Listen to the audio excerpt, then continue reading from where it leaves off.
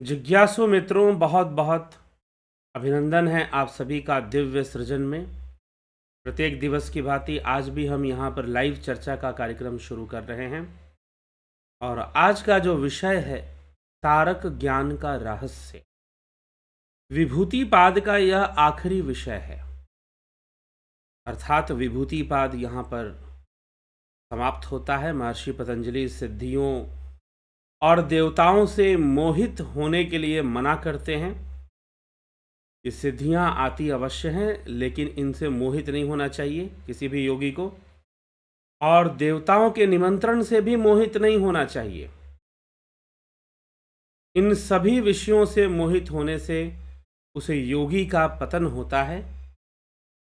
इसीलिए इसके मोह में ना पड़े, ना देवताओं के मोह में पड़े और ना ही सिद्धियों के मोह में पड़े। तो ऐसा चिंतन महर्षि पतंजलि ने किया है यहाँ पर योग सूत्र में। तो चलिए आइए हम आगे बढ़ते हैं और आज तारक ज्ञान और विवेक जन ज्ञान, दो प्रकार के ज्ञान की चर्चा महर्षि पतंजलि करेंगे। तारक ज्ञान क्या है और विवेक जन ज्ञान क्या है। तो 52वें सूत्र से यह चर्चा शुरू होती है। 52, 53, 54, 55। महर्षि पतंजलि कहते हैं कि क्षण तत्क्रमयो संयमाद्विवेकजम ज्ञानम। क्षण तत्क्रमयो संयमात विवेक जनम ज्ञानम। वास्तव में संधि कर लेने के कारण संयमाद विवेक जम ज्ञानम हो रहा है। संयमात विवेक जन ज्ञानम। क्षण तत्क्रमयो संयमात विवेक जन ज्ञानम। क्षण और उनके क्रम में संयम करने से योगी को विवेक जन ज्ञान उत्पन्न होता है। डिस्क्रिमिनेशन पावर उत्पन्न होता है, उसका विवेक जागृत होता है, विवेक जन ज्ञान प्राप्त होता है। क्षण और उनके क्रम में संयम करने से। क्षण क्या है? क्षण समय की इकाई है। जैसे कि प्रत्येक वस्तु परमाणु से बने हैं, वैसे ही समय 1 घंटा या पूरा दिन या पूरा महीना, पूरा साल, वो क्षणों से मिलकर बना है। तो क्षण, एक एक क्षण के बीच का जो डिफरेंस है, क्षण क्रम, एक के बाद दूसरा क्षण आ रहा है, तीसरा क्षण आ रहा है। तो क्षण क्रम का ज्ञान होने से यदि साधक योगी क्षण क्रम का ज्ञान रखे तो वो सिद्धियों और देवताओं की नश्वरता को भी समझ पाएगा।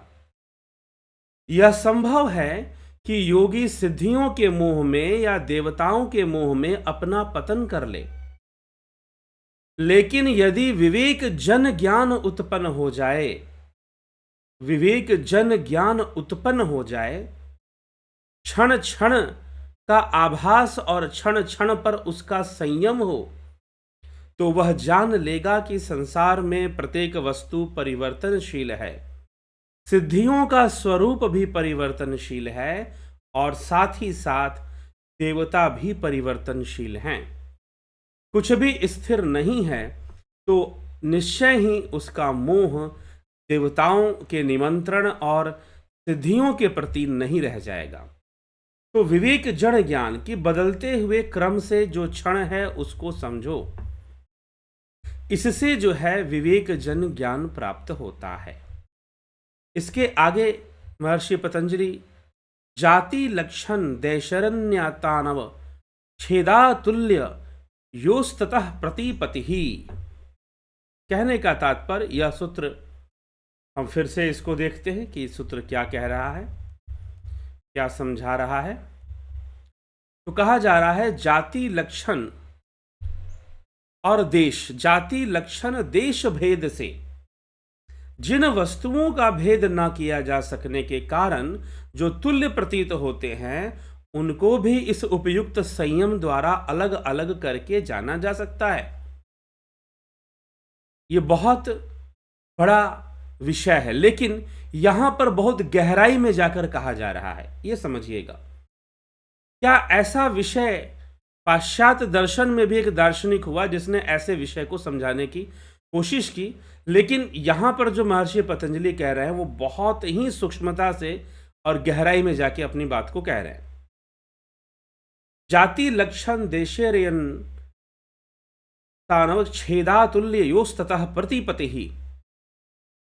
ही जाति लक्षण और देश भेद से जिन वस्तुओं का भेद ना हो उसको भी इस क्षण मात्र से भेद किया जा सकता है। समझ रहे हैं आप बात को? एक दार्शनिक हुआ था पाश्चात्य दर्शन में, उसका नाम था हेरेक्लाइटस। वो कह रहा था कि हर चीज बदल रही है।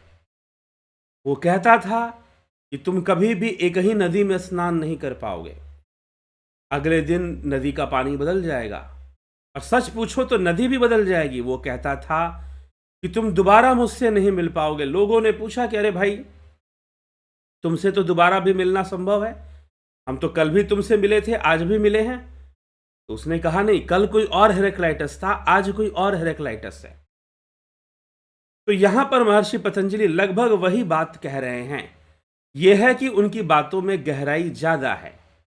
वो ये कह रहे हैं कि जाति लक्षण भेद से, जाति लक्षण और देश मतलब स्पेस, जहां आप रहते हैं, जिस विषय में आप अगर भेद नहीं कर सकते, किस कारण से भेद करेंगे? मान लीजिए आपने जाति से भेद कर दिया, मान लीजिए आपने व्यक्ति का लक्षण देखा कि इस व्यक्ति का ये लक्षण है, उस व्यक्ति का ये लक्षण है, आपने उसमें भी भेद कर दिया। भाई अलग अलग लक्षण वाले दो लोग हैं तो ये अलग अलग हो गया, भेद हो गया। देश से कि वो वहां का रहने वाला है, ये वहां का रहने वाला है, आपने उसमें भी भेद कर दिया। लेकिन कुछ ऐसे विषय जिनका भेद नहीं हो सकता, जैसे कि हम स्वयं अपने बारे में अपना क्या भेद करेंगे? हम क्या कह पाएंगे कि कल हम कुछ और थे, आज हम कुछ और हैं? जी हां, यही बात कही जा रही है कि जिन वस्तुओं का भेद आप नहीं कर पाते हैं, जाति से नहीं कर पाते, लक्षण से नहीं कर पाते और देश से नहीं कर पाते, जिन वस्तुओं का भेद या जिन विषयों का भेद आप नहीं कर पाते हैं, क्षण के द्वारा उनका भी भेद संभव है। तो कभी ये मत समझें कि देवता शाश्वत हैं, कभी ये मत समझें कि सिद्धियां शाश्वत हैं। ये यहां पर विशेष रूप से योगी का मोह भंग करने का प्रयास किया जा रहा है। महर्षि पतंजलि कर रहे हैं कि वो सिद्धियों में और देवताओं में मोहित ना हो, उनके निमंत्रण में या उनसे प्राप्त होने वाले लाभ जो भी हैं वो सब क्षणिक हैं, वो सब क्षणिक हैं। यहां से महर्षि पतंजलि बौद्ध दर्शन का क्षणिकवाद भी प्रस्तुत कर रहे हैं। बौद्धों में जो बौद्ध दर्शन में जो क्षणिकवाद की चर्चा आती है वह भी यहां से स्पष्ट हो रहा है। हेरेक्लाइटस की फिलॉसफी भी यहां करेक्ट होती है, जो वो कहता था कि तुम आज जिससे मिले कल नहीं मिल पाओगे। आज हेरेक्लाइटस जो है 1 है तो कल जो होगा 1.1 होगा, परसों 1.2 हो जाएगा, उसका वर्जन चेंज होता रहेगा। क्योंकि हर चीज, तो जहां पर आपको बदलाव नजर नहीं आ रहा है, नहीं देख पा रहे हैं आप, अगर क्षण की दृष्टि से देखा जाए, काल की दृष्टि से देखा जाए, तो वह भी बदल रहा है, उनमें भी भेद आ जाएगा, उनमें भी भेद आ जाएगा। जो हम कल थे वो आज नहीं है, जो आज हैं वो कल नहीं रहेंगे काल के कारण। और जो कि इतना भी बदलाव, चलो हमारे व्यक्तित्व में तो हर साल बदलाव आ जाता है, लेकिन इतना भी बदलाव जिसमें ना आ रहा हो, जो लग रहा हो कि यह हमेशा ऐसा ही रहेगा, उसको भी अगर क्षण की दृष्टि से देखा जाए, क्रम में देखा जाए, तो उसमें भी बदलाव दिखेंगे, उसमें भी भेद नजर आएगा, अंतर, डिफरेंस नजर आएगा, डिफरेंस नजर आएगा उसके अंदर भी। तो बहुत गहरी बात यहां पर महर्षि पतंजलि यहां कह रहे हैं कि उसमें भी डिफरेंस नजर आएगा। लेकिन खैर, हेरेक्लाइटस का सिद्धांत तो यहीं पर रुक गया था, इसके आगे बढ़कर वो बात नहीं कर सकता था और ना उसने किया था। लेकिन महर्षि पतंजलि अब इससे बढ़कर बात करते हैं कि हाँ, एक ज्ञान ऐसा है जहां कोई भेद नहीं होता, लेकिन वो ज्ञान किसी के माध्यम से प्राप्त नहीं होता। वह ज्ञान किसी के माध्यम से प्राप्त नहीं होता। वो ज्ञान कैसे मिलता है? वह ज्ञान किस तरीके से प्राप्त होता है, हम उसको समझने का प्रयास करेंगे। तो महर्षि पतंजलि अगले सूत्र में 54वें सूत्र में लिखते हैं, क्या लिखते हैं? 54वें सूत्र में कहते हैं कि तारक ज्ञान की चर्चा वो करते हुए इसको समझाते हैं कि तारकम सर्व विषयम सर्वथा विषयम क्रमम चेति विवेकजम ज्ञानम। तारकम सर्व विषयम सर्वथा विषयम क्रमम चेति विवेकजम ज्ञानम। अर्थात कि तारक ज्ञान क्या है? बिना उपदेश के अपनी प्रतिभा से उत्पन्न हुआ ज्ञान तारक ज्ञान है। बिना उपदेश के अपनी प्रतिभा से उत्पन्न हुआ ज्ञान क्या है? तारक ज्ञान कहलाता है। ठीक है, तो ये तारक ज्ञान है। तो बिना उपदेश कहने का मतलब कि जहां पर उस ज्ञान के लिए ना किसी गुरु की आवश्यकता है, ना किसी व्यक्ति की आवश्यकता है, या ना किसी सांसारिक देवता या सिद्धियों की आवश्यकता है, क्योंकि सिद्धियों से भी तो ज्ञान उत्पन्न होते हैं। तो ना किसी देवता की आवश्यकता है, ना किसी सिद्धि की आवश्यकता है, और ना गुरु या ना कोई उपदेश की आवश्यकता है। यह जो ज्ञान है, ना यह ज्ञान इंद्रियों के माध्यम से होता है, ना सुनने से होता है, ना देखने से होता है।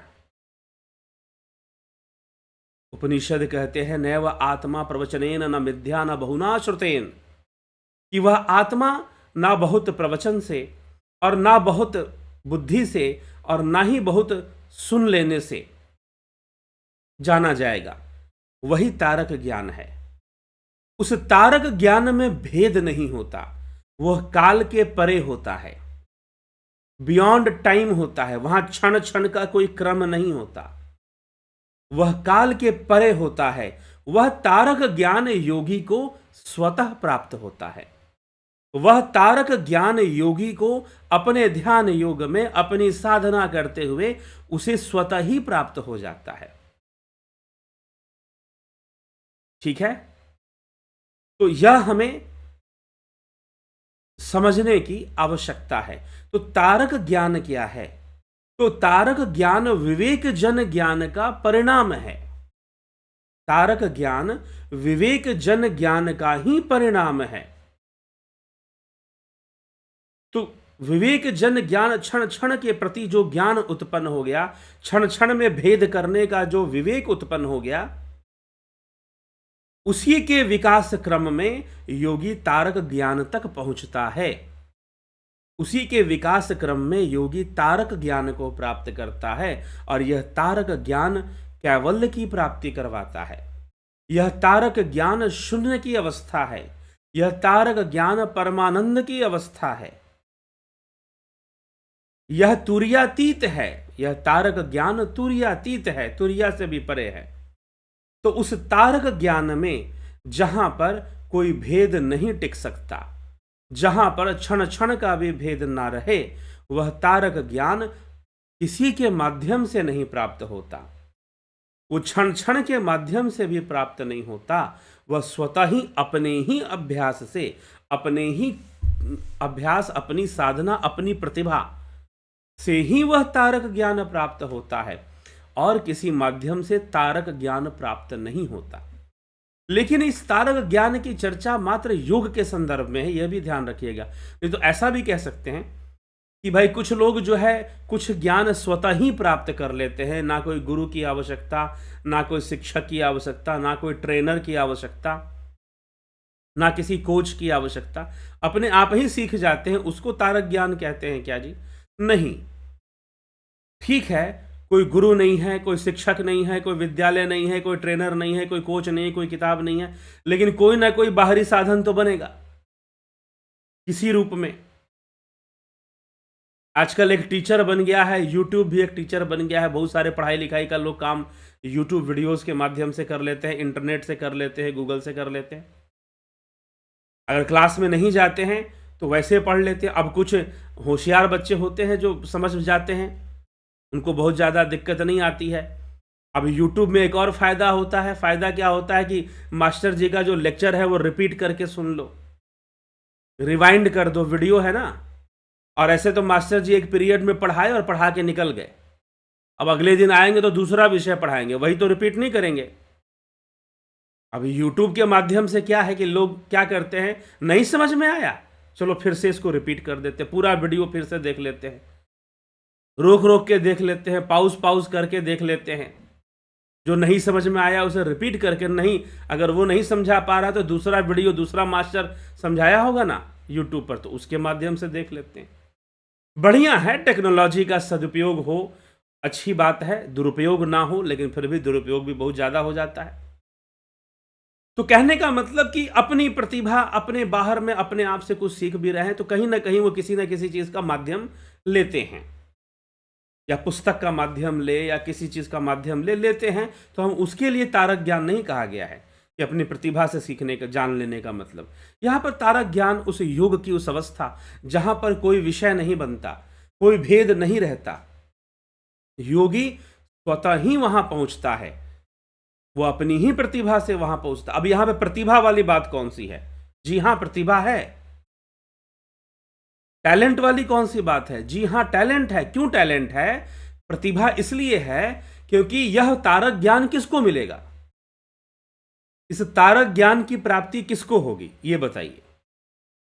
तारक ज्ञान की प्राप्ति उसी को होगी जो सिद्धियों के मोह में नहीं पड़ेगा, जो देवताओं के निमंत्रण से मोहित नहीं होगा, अहंकार युक्त नहीं होगा। तो भाई जो इतना संयम रखेगा कि सिद्धियों से मोहित नहीं हुआ, देवताओं के निमंत्रण से मोहित नहीं हुआ, तो टैलेंट ही तो है ना उसका, उसका प्रतिभा ही तो है। इसीलिए यहां पर कहा जा रहा है कि योगी इस तारक ज्ञान की प्राप्ति अपनी इस प्रतिभा से करेगा। योगी इस तारक ज्ञान की प्राप्ति अपनी इस प्रतिभा से करेगा कि वह सिद्धियों से मोहित ना हो और वह देवताओं के निमंत्रण से मोहित ना हो। अगर वो सिद्धियों के मोह से बच गया, देवताओं के निमंत्रण के मोह से बच गया, तो निश्चय ही तारक ज्ञान की प्राप्ति कर लेगा। यही योगी की प्रतिभा है, यही उसका टैलेंट है। एक तो उसके अंदर सिद्धियां आ गई तो एक टैलेंट आ गया, लेकिन उस टैलेंट में, किसी भी टैलेंट में, किसी भी प्रतिभा में कोई मोह नहीं, कोई आसक्ति नहीं। ठीक है, और बहुत कुछ जानने की कोई बहुत तीव्र इच्छा नहीं, क्योंकि योग का मार्ग ऐसा ज्ञान हमारे सामने खोल देता है कि अब संसार की चीजें जानने के लिए कुछ रह ही नहीं जाता, बच ही नहीं जाता। तो व्यर्थ में सिद्धि प्रयोग से कोई मोह नहीं रखेगा और देवताओं के निमंत्रण से मोहित नहीं होगा, तो यह उसकी प्रतिभा कहलाएगी। भाई टैलेंटेड आदमी है, ये कहा जाएगा, व्यक्ति है, योगी है। तो वह जो है तारक ज्ञान को प्राप्त करेगा, और तारक ज्ञान को प्राप्त करने के बाद वह कैवल्य को प्राप्त करेगा। महर्षि पतंजलि कहते हैं इसी प्रकार से तारक ज्ञान को प्राप्त कर लेने से विवेक जनित तारक ज्ञान, विवेक ज्ञान के आगे बढ़ते हुए ही तारक ज्ञान को प्राप्त करेगा। और इसके बाद आखिरी सूत्र में लिखते हैं, सत्व पुरुषयो शुद्धि साम्ये कैवल्यमीति। सत्व पुरुषयो शुद्धि साम्ये कैवल्यमीति। बुद्धि और पुरुष इन दोनों की समान शुद्धि होने पर कैवल्य गति होती है। जब बुद्धि भी पूरी शुद्ध हो जाएगी, उसमें कोई संस्कार नहीं, कोई भेद नहीं, और जब कोई भेद ही नहीं रहेगा तो सच पूछो बुद्धि का अस्तित्व ही नहीं रहेगा। वह इतनी शुद्ध हो जाएगी कि बुद्धि, चेतना सब एक हो जाएंगे। बुद्धि भला कहाँ टिक पाएगी, और वह पुरुष भी बुद्धि से मुक्त शुद्ध रूप में प्राप्त हो जाएगा, स्वरूप के रूप में उपलब्ध हो जाएगा। वह पुरुष ही स्वरूप बन जाएगा, पुरुष ही स्वरूप बन जाएगा। तो स्वरूप की प्राप्ति हो जाएगी। तो स्वरूप की प्राप्ति होने से कैवल्य की प्राप्ति होगी। बुद्धि और पुरुष, सत्व और पुरुष दोनों के समान रूप से शुद्धि हो जाने से कैवल्य की प्राप्ति होती है। आखिरी सूत्र का यही अर्थ है। महर्षि पतंजलि ने विभूतिपाद का जो आखिरी सूत्र लिया है, सत्व पुरुषयो शुद्धि साम्ये कैवल्यमीति। बुद्धि और पुरुष इन दोनों की समान शुद्धि होने पर कैवल्य गति होती है।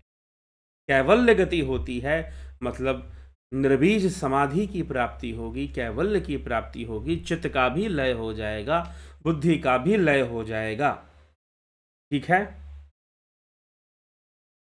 तो यह बात हमें समझना है, और तारक ज्ञान उसी को प्राप्त होगा जो इन सिद्धियों के मोह में ना पड़े, जो इन देवताओं के निमंत्रण के मोह में ना पड़े, और अपने विवेक ज्ञान से समझ ले कि यह सिद्धियां भी नश्वर हैं, यह देवता भी परिवर्तनशील हैं, क्षण क्षण में उनमें भी भेद है। चलो वैसे देखने में कोई भेद ना हो, लगता हो कि देवता शाश्वत है, नहीं।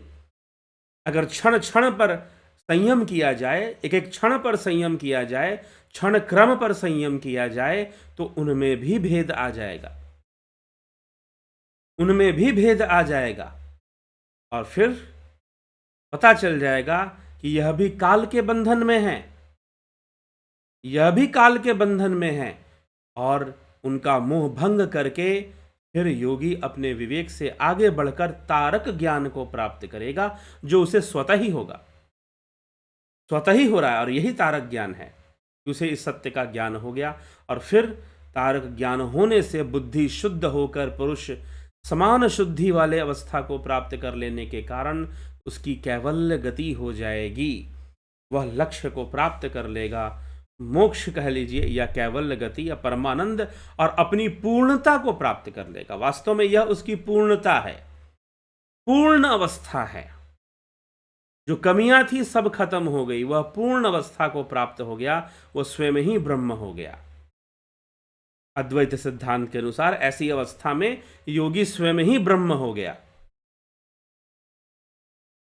तो ऐसी बात समझाई गई है। तो चलिए हम चलते हैं, आगे बढ़ते हैं, और ध्यान योग का सारा विषय है। ध्यान योग हम ज्वाइन करना चाहते हैं तो निश्चय ही ध्यान योग का हम कोर्स ज्वाइन कर लें, जो कि 20 नवंबर से शुरू हो रहा है, 1 महीने का कोर्स, ऑनलाइन मेडिटेशन कोर्स। ध्यान योग starting from 20 November 2022, duration 1 month, online meditation course, guided meditation, transcendental meditation, spiritual healing. Join Jupiter and Sun membership. अगर आप जुपिटर ज्वाइन करते हो तो आपको तीनों मिलेगा, guided meditation, transcendental meditation, spiritual healing. यदि आप सन मेंबरशिप ज्वाइन करते हो तो आपको मात्र गाइडेड मेडिटेशन और ट्रांसेंडेंटल मेडिटेशन आपको करवाया जाएगा, और स्पिरिचुअल हीलिंग आपको नहीं मिलेगा। ठीक है, और आप यदि ज्वाइन करना चाहते हैं तो नीचे दिए गए नंबर पर आप संपर्क कर लें, 9661802459। ठीक, तो इस पर संपर्क कर आप इस कोर्स को ज्वाइन कर। साथ ही 20 नवंबर से प्राकृतिक चिकित्सा का भी कोर्स होगा। ठीक, only in naturopathy patients becomes doctor. Online course starting from 20 number of प्राकृतिक चिकित्सा, प्राकृतिक आधार लेकर जो चिकित्सा की जाती है, जिसको हम स्वयं ही कर सकते हैं। ठीक है, तो यह पद्धति है प्राकृतिक चिकित्सा की। तो प्राकृतिक चिकित्सा का भी कोर्स आप कर सकते हैं, इसके टेक्निक्स के बारे में आप जान सकते हैं। ठीक, तो प्राकृतिक चिकित्सा का कोर्स भी 20 नवंबर से शुरू होगा, आप इसका भी लाभ उठा सकते हैं।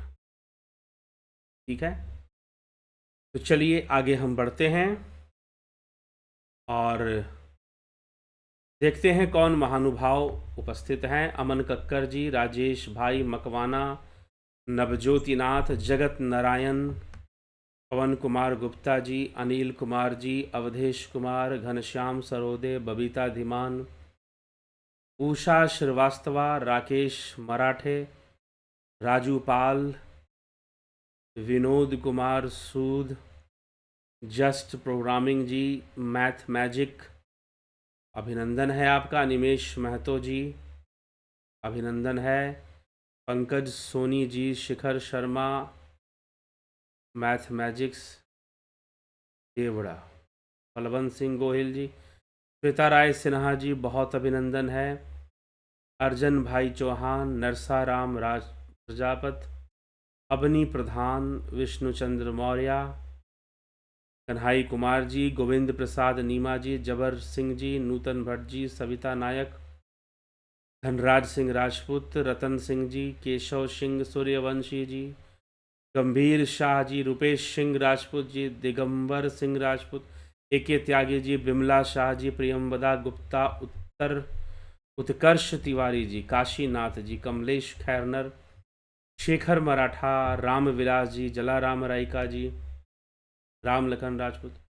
शेखर मराठा जी कहते हैं, गुरु जी दूसरे के यहाँ नौकरी के कारण टाइम नहीं मिल पाता, पर आपकी सभी वीडियो मिल जाती हैं, इसलिए आपको लाखों धन्यवाद। सही ज्ञान ही सही मार्ग तक पहुंचा सकता है। जी, बहुत बहुत लाभ उठाइए। ज्योति दत्ता, ओम नमः शिवाय।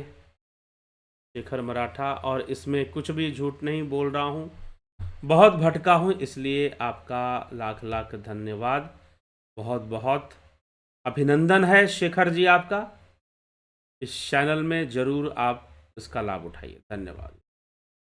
पांडुरंग वराले, रामविलास जी, सर ध्यान योग ऑफलाइन भी चलता है क्या? चलेगा, अभी नहीं, इस महीने नहीं है, संभवतः दिसंबर या जनवरी से ज़रूर चलेगा,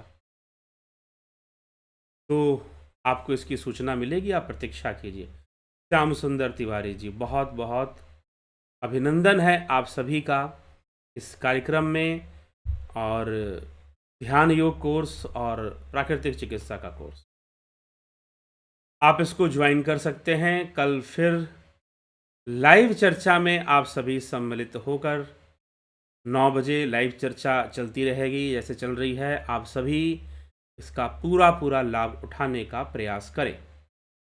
तो बहुत बहुत आभार आप सभी को। आज के कार्यक्रम को यहीं विराम देते हैं। कल फिर मिलते हैं 9 PM लाइव चर्चा में।